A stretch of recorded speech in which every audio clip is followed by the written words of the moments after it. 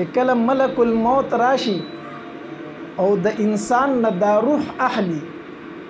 نو د دې انسان سره د دې روح سره ټول رنگونه تینه واخلي. کو دا انسان بادشاہ دی نو د روح سره د بادشاہي رنگ د نوالي. کو دا انسان ملک ته نواب دی خان دی نو د روح سره تینه دغه رنگ هم واغستې شي. کو چرته دا انسان ډیر ښکلی او ښایسته دی خو چې روح ته واغستې شي نو حسن ته هم واغستې شي زیړ مخې پاتې شي. د روح سره د انسان نه هر رنگ اغستلی کیږي. دا څوک نه و چې په دې کټې بادشاه اغستی دی، دا څوک نه و چې په دې کټې خان ملک اغستی دی، بلکې دا یو مرده او یو لاش اغستی دی. د روح اغستلو سره ملک الموت د انسان نه تمام رنگونه اخلي، خو یو رنگ داسې دی چې ملک الموت هغه نشي اغستی او هغه رنگ د قرآن دی. هغه رنگ د قرآن دی. ملک الموت درنه هر لقب اخلي، هر لقب درنه اخلي، هر رنگ درنه اخلي، هر نوم درنه اخلي د روح سره،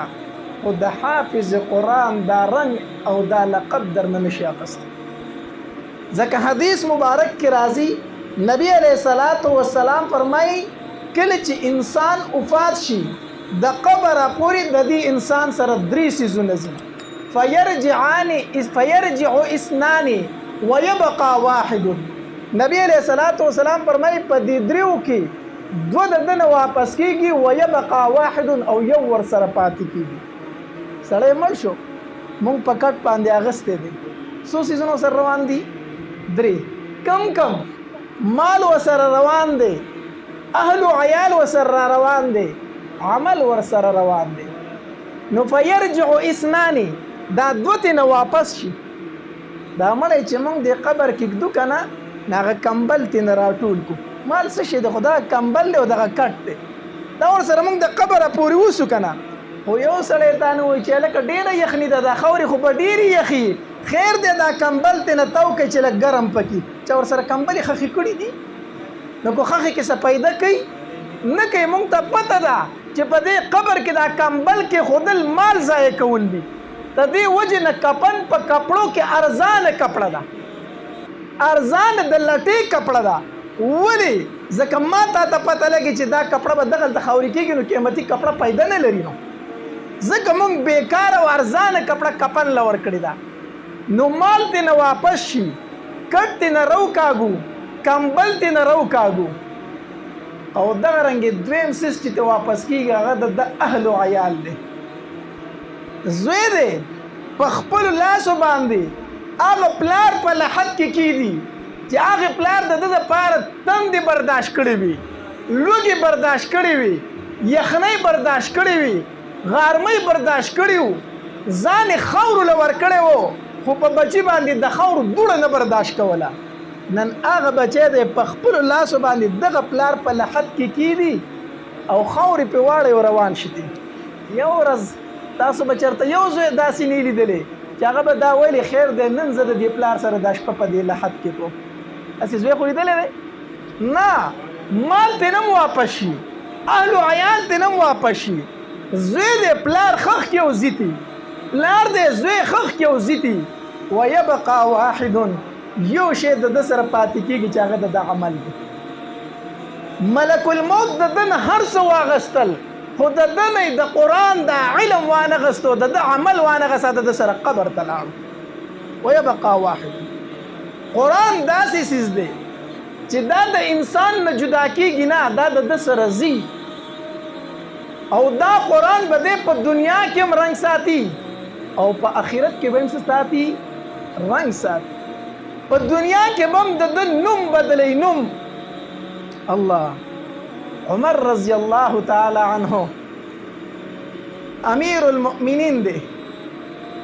په لاره باندې تېرېږي، لښکرې دي ورسره، لښکرې دي ورسره. خوش بیابان راغی، عمر رضی الله تعالی عنه ودرېد او داسې په سوچ کې ولاړ دی او د بیابان ته ګیر چاپېره ګوري. ټیم یې ډېر تېر کو، غارمه دی او د عربو ګرمي او صحرا ده. د شانه پسې چا آواز وکړو امیر المؤمنین ولې ولاړې؟ شاته در پسې خلک ولاړ دی ستا نه څوک مخکې کېدی نه شي ګرمي د خلک تنګ شوی ته په څه سوچونو کې ولاړې عمر رضی الله تعالی په جړا شو دې بیابان ته چې راورسېدم خپل وخت راته رایاد شو ما دې بیابان ته اوښان راشړلي وو زه د اوښانو په سرېدو باندې نه پوهېدم ټوله ورځ مې اوښان یو خوا ځغلول بل خوا ځغلول نو چې کور ته لاړم نو پلار مې راته ډېر زیات غوسه شو وی چې عمر تعالی د اوښانو د سرولو چل نه درځي نو زه به ستا نه نور څه د خیر تمه کوم ته به نور څه وکړې چې ته اوښ نشي سرولې نن زه په هغې میدان کې او په هغې بیابان کې ولاړ یم او خلک وایي امیر المؤمنین ولې ته ولاړې هغه عمر چې هغه له د اوښانو د سرېدو چل نه ورته نن هغه د مسلمانانو بادشاهي کوي دا د څه د وجې نه دا د قرآن د وجې نه نن عمر دې ځای ته راورسو یو ځل په لاره باندې تېرېږي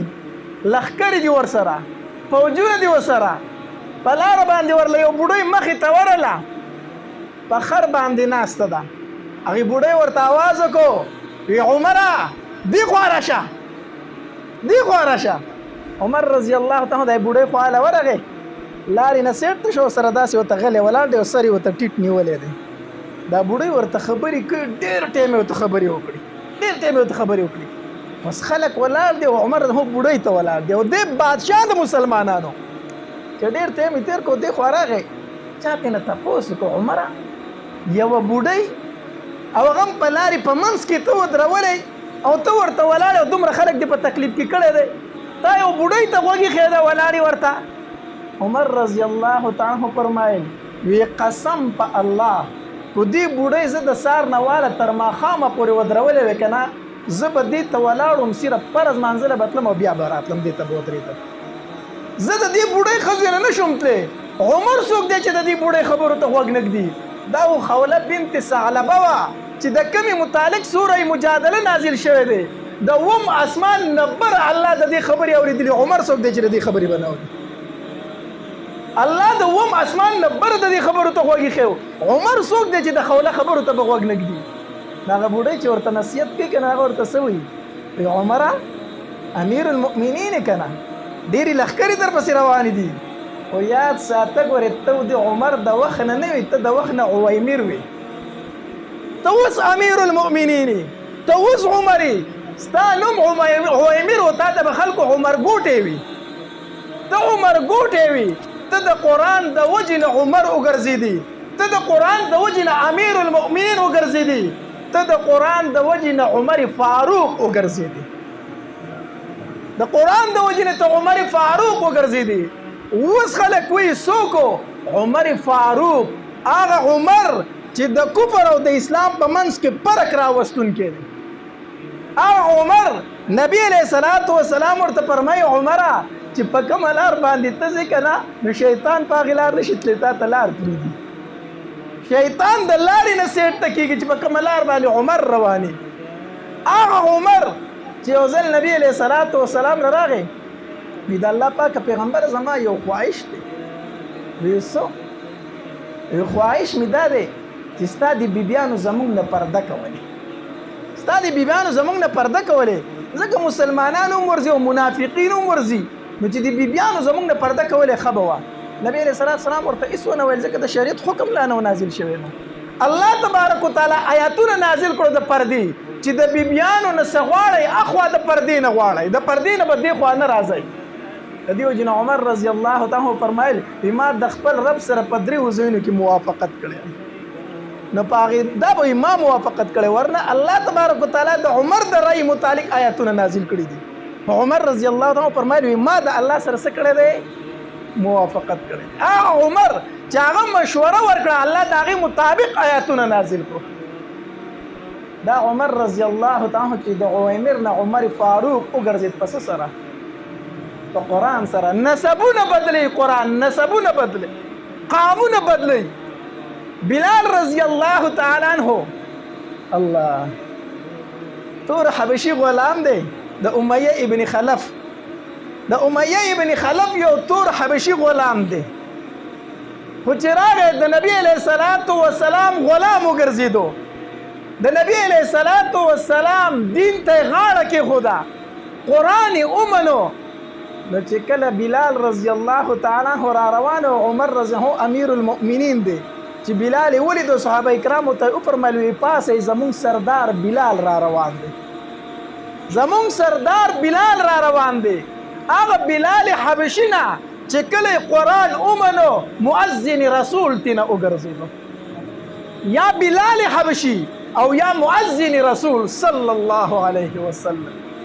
فتح مکه وشوله مکه فتح شوله د خانه کعبې نه بوتان ورته شو د اذان ټیم راغی اوس ټول صحابه کرام په انتظار دي چې اذان به په مکه کې څوک کوي ځکه لومبی اذان دی په اسلام کې په خانه کعبه کې لومبی اذان دی چې نبی علیہ السلام به دا اذان اخر کوي پچا باندې پچا به دا اذان کوي هر صحابي په دې تمه چې یاره نبی علیہ السلام به ماته وایي چې اذان وکړه چې کله د اذان ټیم شو نبی علیہ الصلوۃ والسلام فرمایي زما بلال چرته دی مال زما بلال راولي بلال رضی الله تعالی عنہ راغه لبیک یا رسول الله د الله پاک پیغمبر حاضر یما بلال د اذان ټیم دی اوغه د خانه کعبه چت او اذان په وکا د خانه کعبه په چت باندې اذان وکا چا بیا د بلال نه تپوس کوي اسی بلال د فتح مکه په ورځ باندې ستا په وهم په ګمان کې دا و چې نبی رسول الله به ماته و چې اذان وکا اسی دادی په ګمان کې وچرتا بلال رضی الله تعالی عنہ فرمایل وی قسم په الله کو دا خبره می په وهم او ګمان کې مو زه په مکه کې غلام پاتې شوم ما ته په خلکو بلال حبشي وي د حبشو تور غلام ځان د غلام پاتې شوم الته د مکه سرداران ناستو هغه خلک ناستو ما چې د چا غلامی کړی و ابو بکر صدیق ناستو عمر فاروق ناستو